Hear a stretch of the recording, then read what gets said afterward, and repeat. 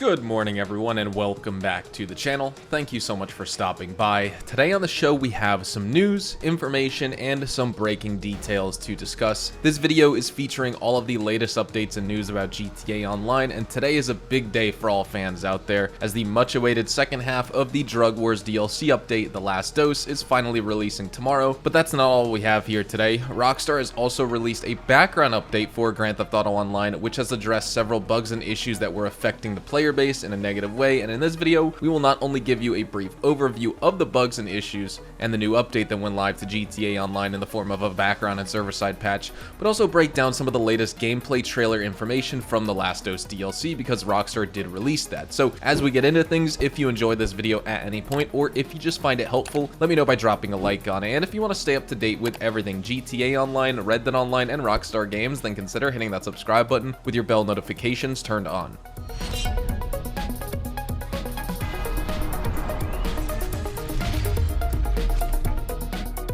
Let's first knock out the new mini update and server-side patch that fixed some big issues within the game. This information is coming from Rockstar Games insider and enthusiast TezFun2, who shared the following details about the new mini update changes and fixes. So he said, background update, Rockstar patched the account dupe glitch, they patched the race and DM Dax cooldown skip glitch, plus future proofing for the Los Santos car meet workarounds. They patched the jet hangar god mode glitch, they patched the agency god mode glitch, and Rockstar also patched text message spam, which is coming from cheaters on the PC platform. Now maybe you're wondering like me, the account dupe glitch here, that fix caught me off guard a little bit, as it did PL Tylus, who said the following: account dupe glitch? WTF. By the way, text chat still does not work as it should. Sometimes you see messages from certain people and sometimes you do not. And TezFun2 responded to him by stating, it's been a thing for like 2 months now, or maybe even older as well.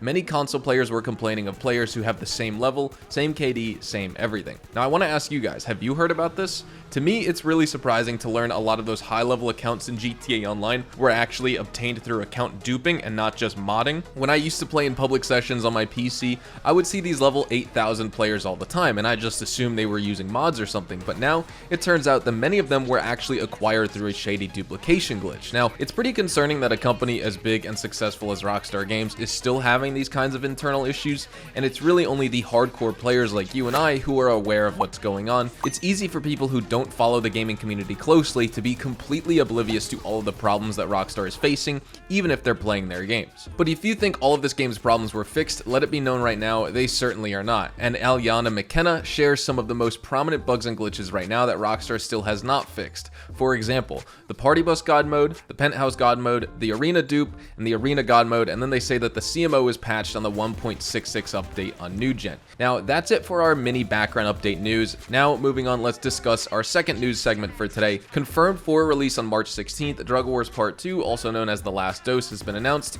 We have a trailer breakdown and a short Newswire to discuss. Starting with this trailer, we see an interior that resembles a rival acid lab, which is quite impressive, and it would have been great to have it as a purchasable property in my opinion. Additionally, we know that our acid lab is currently situated in the back of the Brigade 6x6, which is cool in its own way, but I would love to see an actual property to buy for an even better lab that could hold even more stock that allows us to make more money as players of GTA Online. Then moving on, we catch a glimpse of the upcoming Ocelot Virtue, a new vehicle that will either be available this Thursday or with the drip feed over the next few weeks. The Virtue is an electric hypercar with no exhaust, as you can note from this image, making it an Amani tech vehicle as well, and that should at least be making it on par with the Omnis EGT, one of the game's best vehicles, which I also just reviewed in my top 10 best vehicles for GTA Online 2023 video that I release on Monday. Interestingly though, electric Amani tech vehicles can withstand even more rockets than regular ones, which is a unique and exciting feature, and that's why I am personally excited to see the Ocelot Virtue be an electric vehicle. Having another really good Amani tech vehicle like the EGT is definitely appreciated, and now it seems like we're gonna have it. Afterwards though, we spot the Burger Shop burger levitating into the air, suggesting that there might be another mission where we embark on a hallucinogenic journey, and this is definitely something to anticipate as well. In the following scene, we catch a glimpse of the Karen Boar, another vehicle that will likely be released through a drip feed system here, and it appears to have some interesting customization options available as well. Additionally, we're introduced to the primary antagonist of the storyline, Dr. Friedlander, who was Michael's therapist in the single player like I was talking about. It's surprising to see him involved with the drug scene considering his previous role, but it will also make for an exciting storyline because psychedelics are definitely becoming more and more prevalent in culture as well as in therapeutic cases in real life as well. And that's all the information we have from the trailer here. I know it wasn't too much, but Rockstar has announced more details in their Newswire, including that Los Santos Drug Wars: The Last Dose will be coming out. And in this Newswire, they say, in the upcoming Los Santos Drug Wars storyline, Part 2 will consist of 5 new story missions that will take players to the depths of the psychedelic rabbit hole. This will be a thrilling conclusion to the saga with an explosive finale filled with hallucinations, revenge, and an intriguing connection between the drug trade and the pharmaceutical industry. Dax and his crew will face even tougher challenges as the powers that be push back against their operations. Returning to wreak havoc is the notorious Dr. Isaiah Friedlander,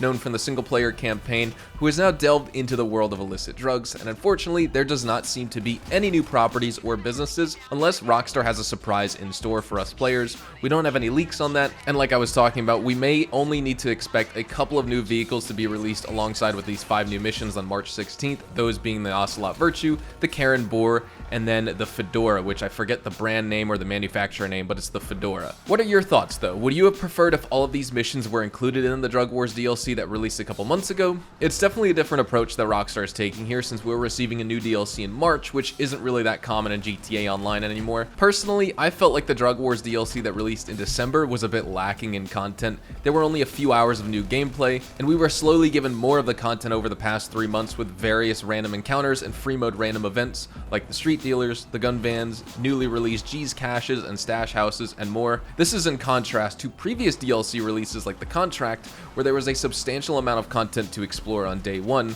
and before that there was the Tuners and the Cayo Perico heist, which had an abundance of activities to do at launch as well. This made Drug Wars Part 1 seem small and insufficient in comparison in my opinion. Even if all these missions were included in the initial launch in December, it still wouldn't have been a massive DLC by any means like Rockstar called it, since they're only contact missions at the end of the day. However, it would have felt more substantial than it is because the storyline of this update would have at least been completed and it would have been totally fleshed out for us to enjoy. There's no way to avoid saying this update is just not a large DLC in general. It's not big at all, and so splitting this one up into 2 parts is a strange move. I don't mind that on its own and the idea of splitting up DLCs, but when it's already a smaller update to begin with in comparison to other ones, let me just say that there were better opportunities for DLCs to be split into 2 parts. What if, for example, with the Tuners DLC, there were additional contracts that were drip fed each week, like legendary bounties were in the Frontier Pursuits update for Red Dead Online? That would have been interesting. Overall, I'm uncertain, but we know that they explained that the reason for their slower development of new content in GTA Online is that the devs are putting more effort into working on GTA 6. Nevertheless, definitely, of course, this game is still being updated almost 10 years later, so I appreciate that in general. With all that said, I think we're going to wrap things up right here. Hopefully you all enjoyed the video today, and if you did, hopefully I earned your like on it. And of course, if you are new to my channel and you want to stay up to date with all the best GTA Online, Red Dead Online, and Rockstar Games content, consider hitting that subscribe button so you don't miss out on a single thing we post here on the channel. We consistently talk about updates, news, information, tips, tricks, and even leaks, and we will keep you guys updated here on the channel daily, so make sure you hit that subscribe button. If you want to follow me over on Twitch, Twitter, and Instagram, those are the best places to get connected with me outside of YouTube, and you're more than welcome to ask me any questions on those platforms. You can follow me at HazardousHDTV, and all of my social media links can be found in the description down below. That being said, thank you all so much for watching, everyone. I hope you all have a fantastic rest of your day, and I hope you enjoy the new DLC release tomorrow, and I will see you guys in the next GTA Online video and live stream. Adios, amigos.